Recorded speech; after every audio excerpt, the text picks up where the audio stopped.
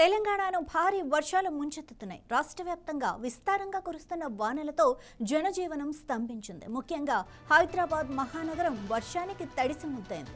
కుండపోత వానతో ప్రధాన రహదారులు పూర్తిగా నీట మునిగాయి. పలు ప్రాంతాల్లో ట్రాఫిక్ నిలిచిపోయింది. ఇక లోతట్టు ప్రాంతాలు జలమయమయ్యాయి. మంగళవారం సాయంత్రం ఉద్యోగులు ఆఫీసు నుంచి ఇళ్లకు వెళ్లే సమయంలో వర్షం పడటంతో మాదాపూర్, గచ్చిబౌలి, కొండాపూర్, ఫైనాన్షియల్ డిస్ట్రిక్ట్ వంటి ఐటీ కారిడార్ ప్రాంతాల్లో కిలోమీటర్ల మేర ట్రాఫిక్ సంభవించింది. ముషీరాబాద్, యూసఫ్గూడ, షేక్పేట్, ఉప్పల్ ప్రాంతాల్లో రోడ్లపైకి మోకాళ్ల లోతు నీరు చేరడంతో వాహనదారులు తీవ్ర ఇబ్బందులు పడ్డారు. జీహెచ్ఎంసీ, ఎన్డీఆర్ఎఫ్, హైడ్రాల ఆధ్వర్యంలో సహాయక చర్యలు చేపట్టారు. వాతావరణ శాఖ పలు జిల్లాలకు ఎల్లో అలర్ట్ ప్రకటించింది. రానున్న 2 రోజులు భారీ నుంచి అతి భారీ వర్షాలు కురుస్తాయని హెచ్చరించింది. దీంతో అధికార యంత్రాంగం అప్రమత్తమైంది.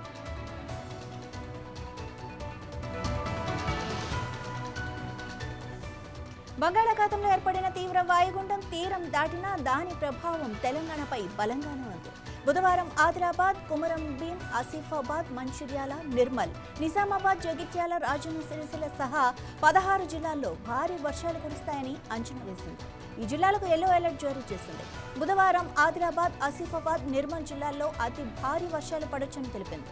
వర్షాలతో పాటు గంటకు 30 నుండి 40 కిలోమీటర్ల వేగంతో ఈదురుగాలులు వీచే అవకాశం ఉందని కూడా పేర్కొంది.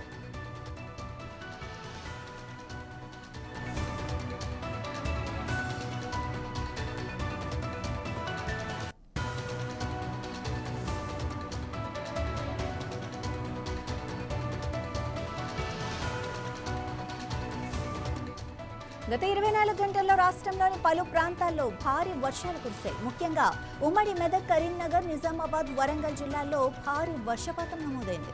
అత్యధికంగా ములుగు జిల్లా ఏటూరు నాగారంలోని 9.64 సెంటీమీటర్ల వర్షపాతం రికార్డైంది. భారీ వర్షాల నేపథ్యంలో రాష్ట్ర ప్రభుత్వం అప్రమత్తమైంది.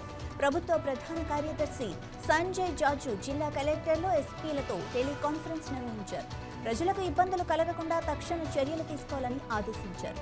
ముందస్తు చర్యగా భద్రాద్రి కొత్తగూడెం, ములుగు, నిర్మల్ జిల్లాల్లో ఎన్డీఆర్ఎఫ్ బృందాలను మోహరించినట్లు ఆయన తెలిపారు.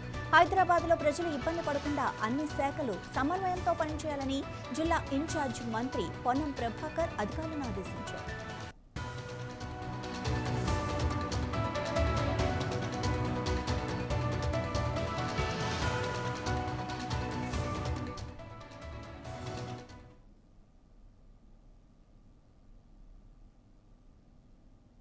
ములుగు